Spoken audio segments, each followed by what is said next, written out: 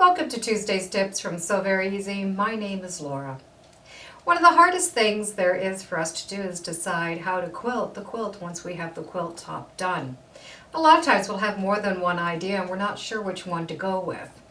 So I like to make that decision before I mark the quilt. And how I do that is I take a piece of plastic and lay it over top of my quilt.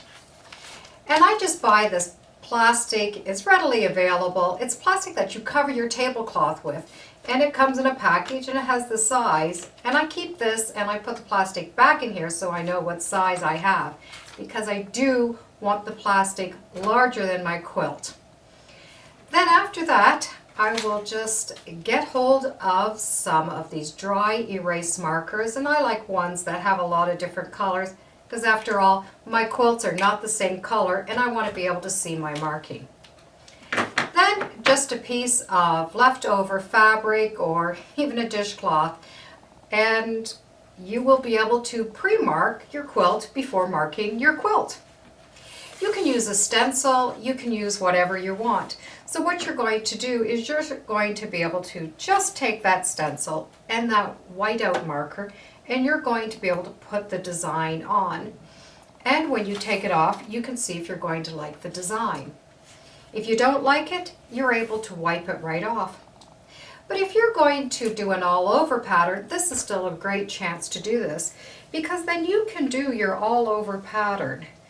And what it does is it gives you a chance to have your brain memorize what you're going to do. At the same time, if you decide that you like it or not. If you don't like it, it's very easy. You wipe it off and you start again.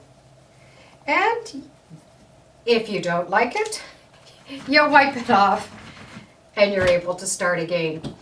So this gives you a good opportunity to know how you want your quilt to look when it's done. It gives you a chance for your brain and for you to get into the motion of the free motion quilting that you're going to do. And well, it just takes the guesswork out of everything. Just make sure your plastic's a little bit bigger than the quilt, because you do not want to draw on your quilt. Even though these usually wash out, you just don't want to take a chance. You don't have to mark your entire quilt. If your quilt is the same pattern on every corner, you only need to do one corner or 1/4 of the quilt, and that will give you a good idea on what it's going to look like. Unless you want the practice on the free motion, this is a great idea. I'm so glad you could join me, and as always, feel free to subscribe and come on back and let's see where it was sewn in my sewing room next time. Bye for now.